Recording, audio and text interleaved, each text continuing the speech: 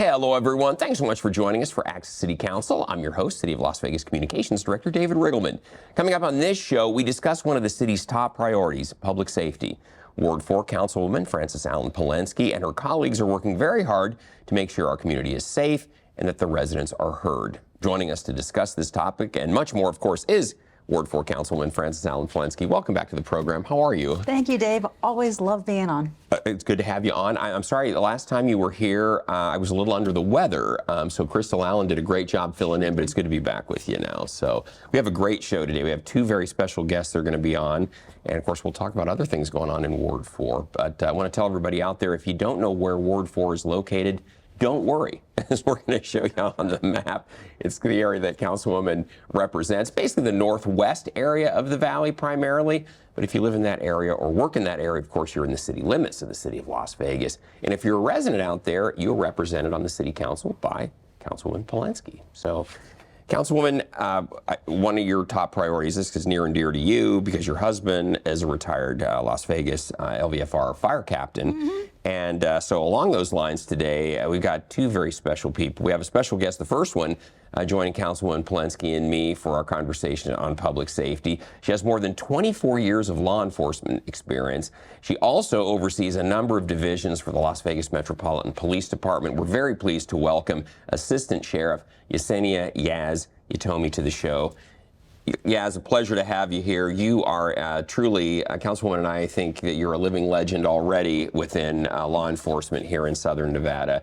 And your qualifications, your talent really precedes you, so it's a pleasure having her on the program. And I couldn't think of a more fitting individual, maybe than the sheriff himself, to talk public safety with us today. Absolutely. Well, thank you for having me. The pleasure is all mine. Appreciate it. Thank you so much.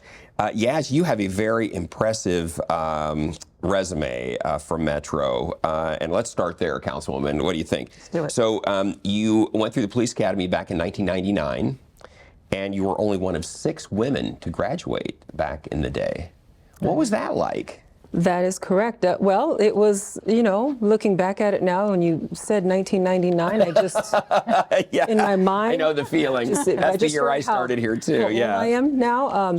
No, it was challenging, and you know what we didn't discuss was that I had to shave my head too. So back then, you know, we had to do a lot of things a little differently, and that was probably the most memorable thing about the whole academy. Wow. Shaving my head. And so when you went home and your family saw you after that, they were like, how'd that work? Oh, we're in it now. It's kind of like, there's no turning back. So that was some comedy that happened that night. But, well, you have done extremely well since then. And Councilwoman, we'll give everybody a little bit of some background here. Assistant Sheriff Yatomi oversees these vital areas at Metro. Big stuff: detention services, our jail, professional standards, business technology and support, Office of Labor Relations, internal oversight, and constitutional policing bureau.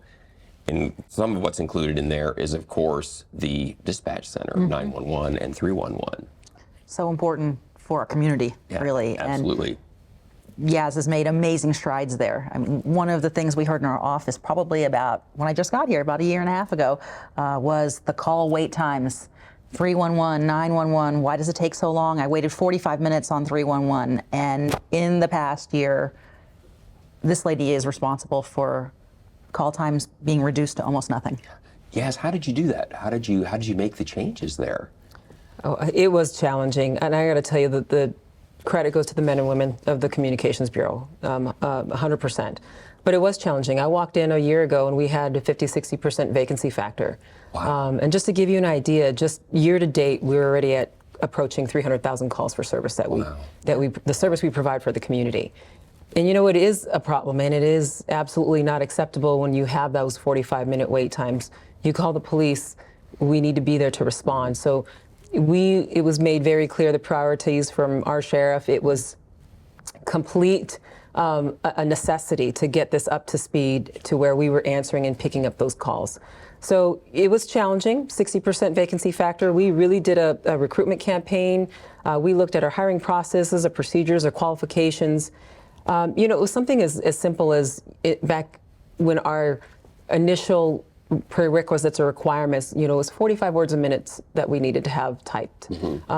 Just taking a look at that and reducing it to 35 words. Yeah. Without, sacrificing quality.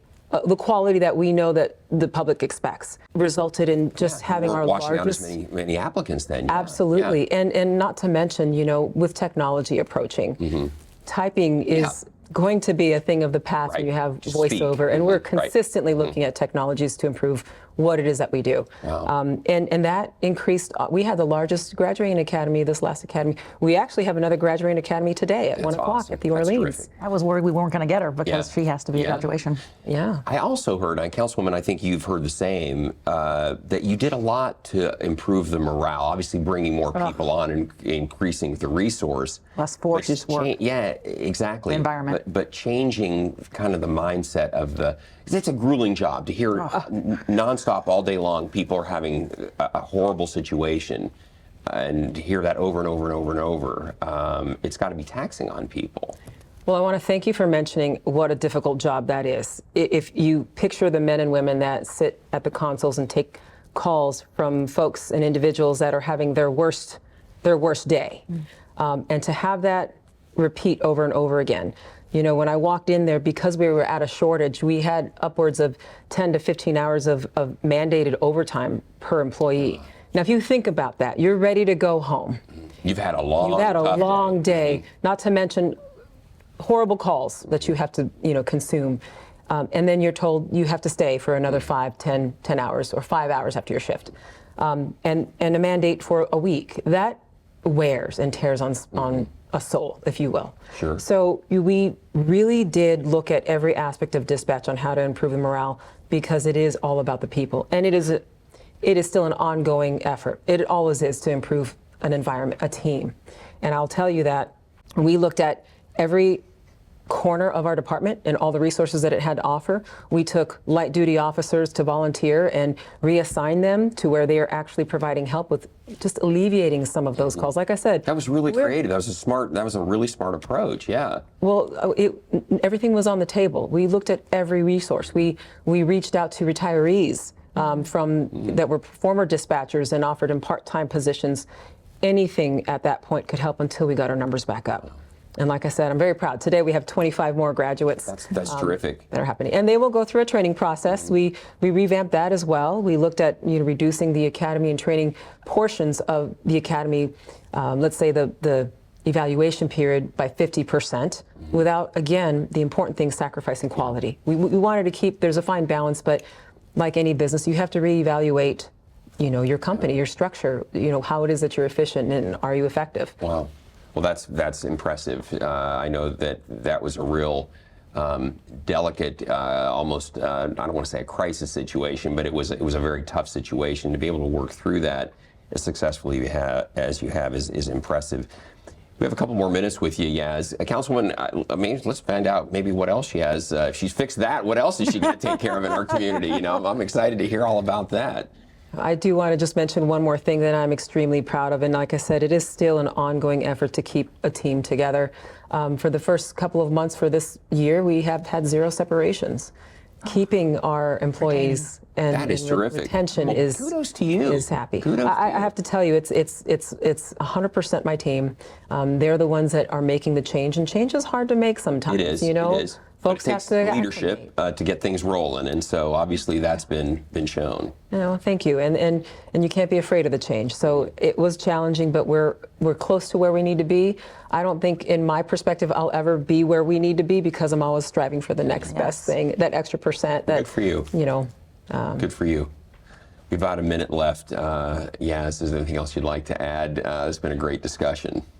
No, I appreciate you having me here today, and thank you for allowing me to just brag a little bit about the Communication Center. We know that the community and the public, what they expect from their officers, and especially communications, and they are truly the first responders behind the first call. They truly are. So I do want to thank them for all the hard work that they do. Kudos to you.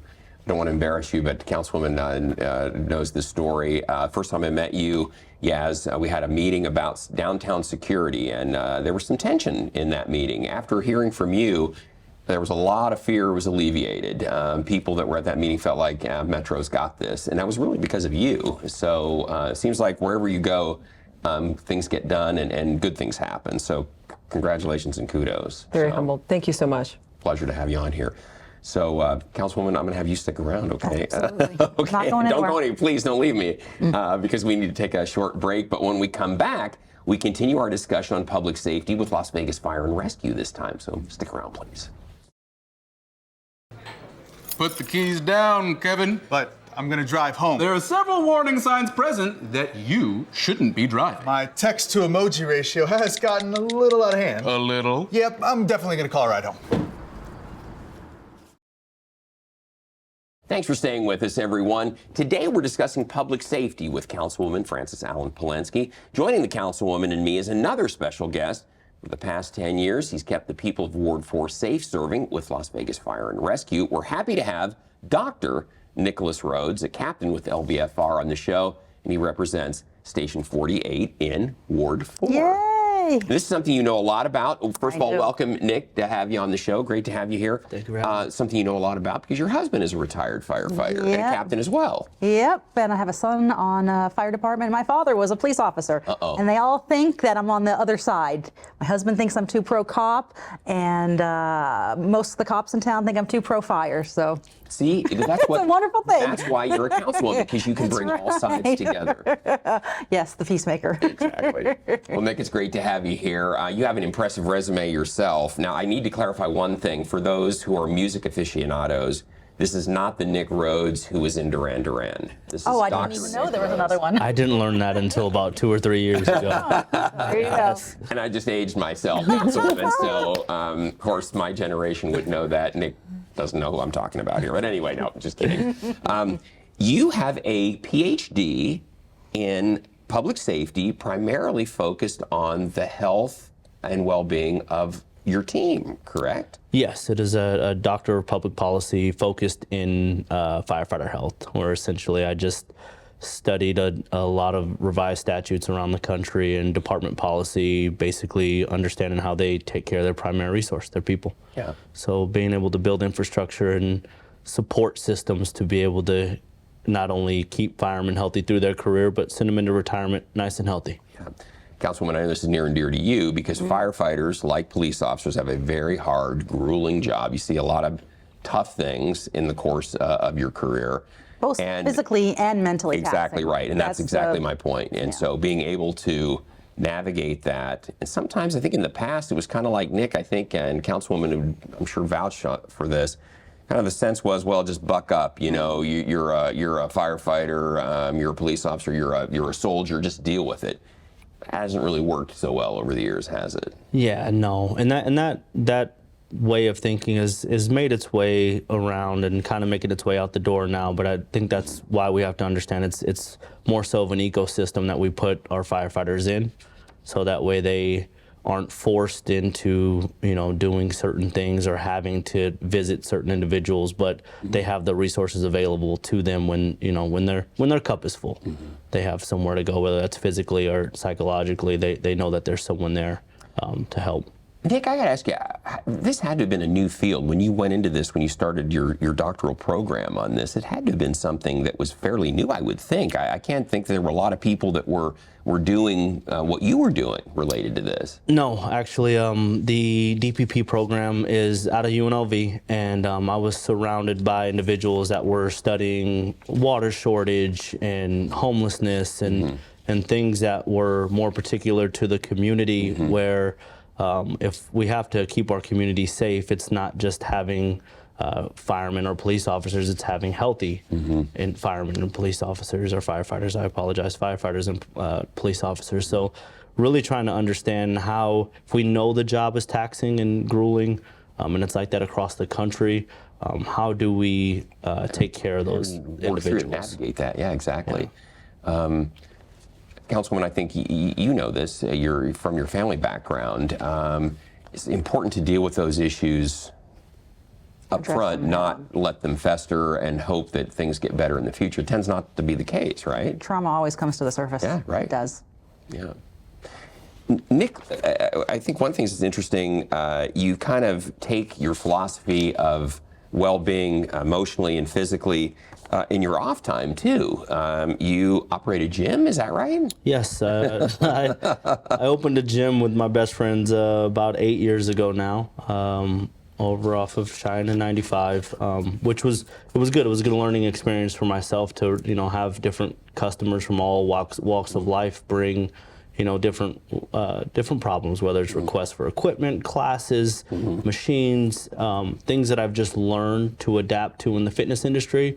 I've now been able to bring over to the fire stations. About 5 years ago, I was responsible for developing a replacement plan for our fitness equipment in the stations.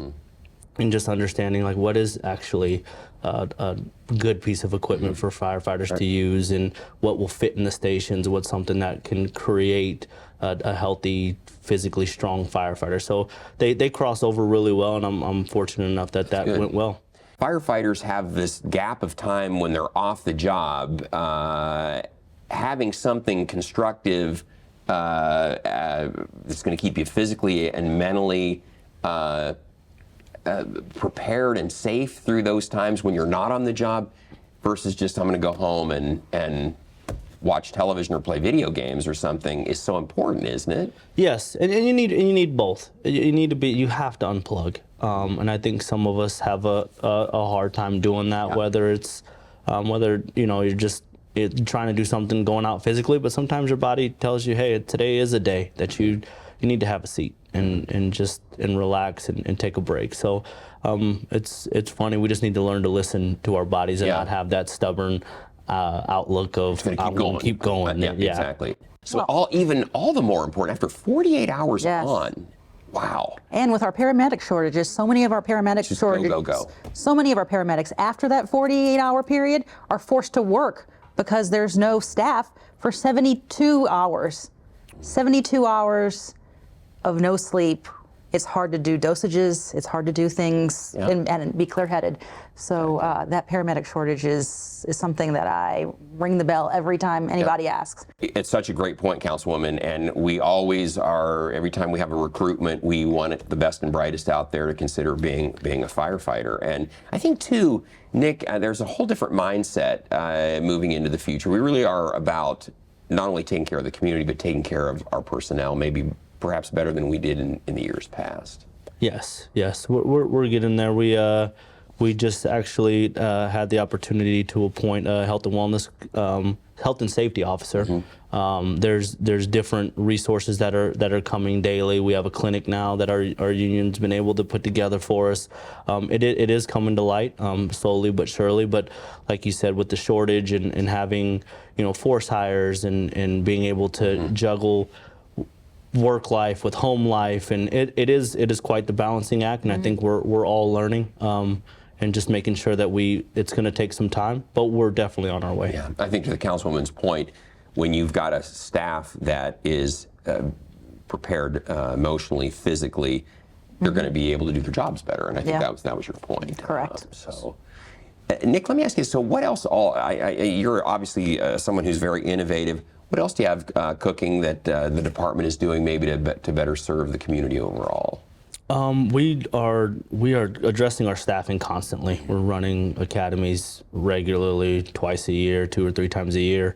We just opened Station 46.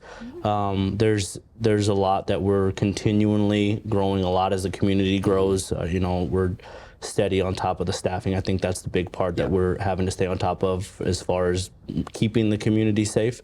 We just put out a recruitment for our dispatchers. We have some new dispatchers coming. So it just is overall, I think our entire infrastructure is growing. We got more chiefs that have now been appointed.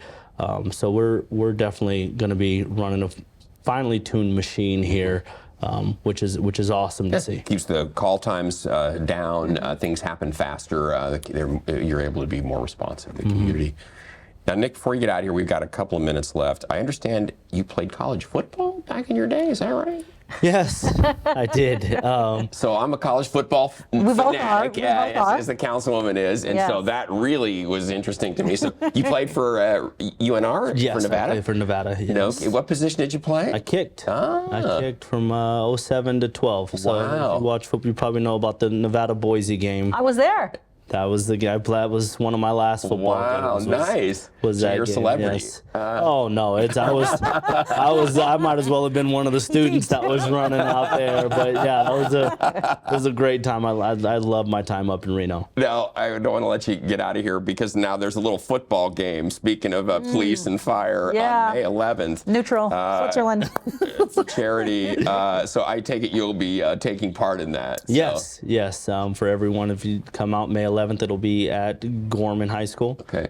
Police versus Fire annual charity football game. This is our 3rd annual football game. And the cops better keep you outside of the 40-yard line because you'll be knocking field goals Yeah. in from. Listen, we're trying. We're trying. Doing that and not hurting yourself has been one of the balances. It's funny how when you get older, Welcome that tends to to be the middle age, case. Nick. Yeah, totally relate to it. Well, Dr. Nicholas Rhodes, pleasure to have you on the program. Best of luck to you. You're doing important work out there. You're making our fire department better, which is going to make our community better. And just Keep a pleasure. Ward 4 safe. And keep Number Ward one. 4 safe too, which is your primary job right now. But you're obviously doing a great job there. So best of luck to you. Thank you for having me. Thank you so much. And Councilwoman, again, stick around, don't leave me. Of course. We need to take another short break, but before we wrap up, we have some upcoming events to tell you about in Ward 4 that you don't want to miss. This is what stress feels like. And this is what help feels like. If you've lost a job, worry about your next meal, or have trouble making it through the day, we can help. Text STRESS to 211-211 to find a solution. Welcome back, everyone. We are talking all things Ward 4 with Councilwoman Frances Allen-Palenske. You have some great events coming up here. We're going to tell everybody about. This is good stuff. We're having You're not fun. resting. You're just like getting it done. Never a dull moment. It's a fun time of year. It is. Busy time. As you had mentioned, spring and fall, we really have a lot going on. So let's jump right in here. Another shredding event, document shredding event. This is coming up on April 13th from 10 to noon at Desert Shores Community Center. And these are important. Oh, absolutely. And to the public, please remember, no batteries. Yeah. No metal clips, no batteries. My first shredding, we had that fire. It was super awkward. I was incident commander on my first fire. It was very, we took care of it. Yeah. There was no rekindling. Yeah. Please don't, be careful what you throw in.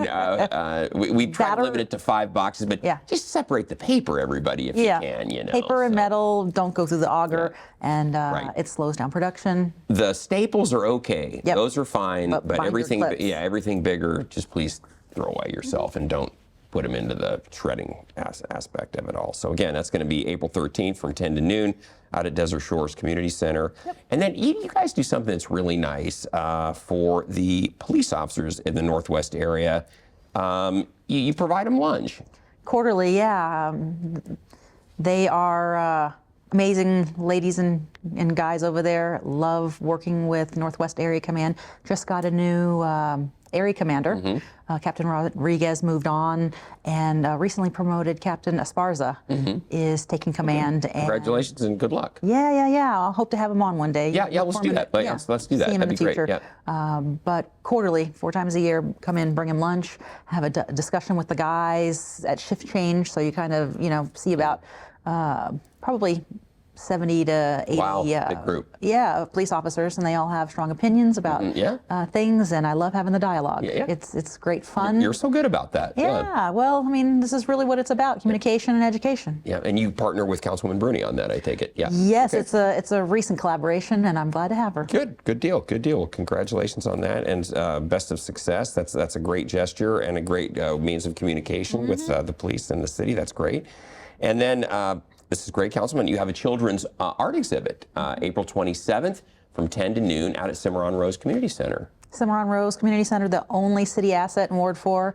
I do everything I can to highlight them and show the fantastic work they're doing out there. And they're having a contest. Yeah. So, and you're going to be the judge?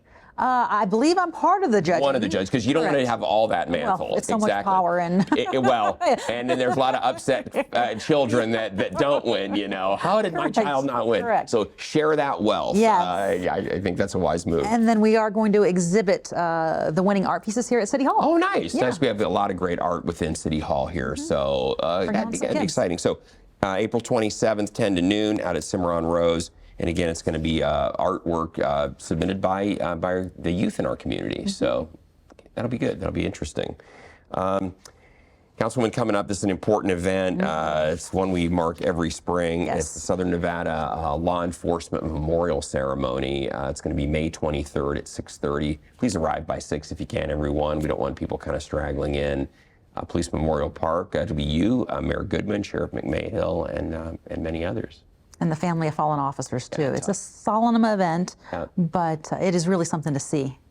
It's seeing Metro at its finest, and it's worth the public coming to. Yeah, it really is, and show them that those we've lost in the line of duty are not forgotten, for sure. That's really key. That's a beautiful facility out there within your ward. Beautiful. There's a beautiful monument there to fallen officers in Police Memorial Park. That is part of the city's art portfolio. Exactly. And I might mention to the public that after this event, in the end of May, coming June, Police Memorial Park will close for 1 year, 1 calendar year.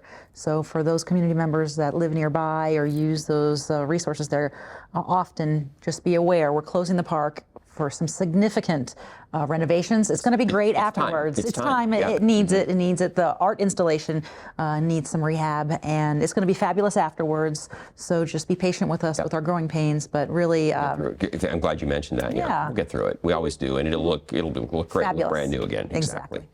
So again, that's going to be May 23rd. Arrive by 6, everyone, out at Police Memorial Park. And then last but not least, the next day, this is amazing, it's going to be the 80th recognition of the D-Day invasion. Now, that, of course, happened on June 6th, 1944, but this will happen on May 24th, 2024 at 7 p.m. at Police Memorial Park. And you've got a World War II veteran who stormed Omaha Beach who will be one of the speakers there. Yes, we're honoring him. Yeah. It's going to be a fabulous event. We are taking over Police Memorial Park and peppering the entire park with American flags. It's going to be something to see. Wow. And recognizing Nono, the mayor, will be there, and a great Memorial Day event. Nono Zakari, otherwise his real name is Onofrio. Zakari was one of the soldiers who stormed Omaha Beach for the United States. And then afterwards, there'll be a vigil and then an outdoor viewing of the movie Saving Private Ryan, which starts off with the invasion of D-Day, of Omaha Beach, so on D-Day. So be a great event. I'm glad that Nono's still with us. That's awesome. It is amazing. He's getting up there in age now, so good for him. American hero, Purple Heart recipient. Yeah, that's right. That's right. And it's hard to believe it's been 80 years now. So.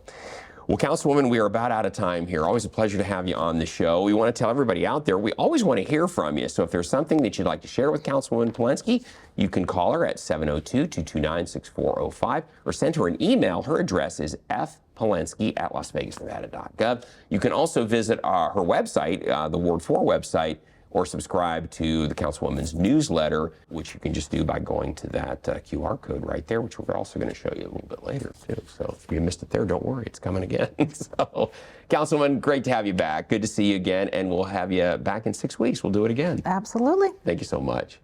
And folks, don't miss our next show beginning on May 2nd with Ward 6 City Councilwoman Nancy Bruni. You can now catch all of our KCLV shows on Apple TV, Roku, and Amazon Fire. Also, watch for our QR code, as I talked about, after the show to subscribe to our newsletter. And don't forget, you can watch us live on the internet at kclv.tv. Thanks for watching, everyone. We'll see you next time around.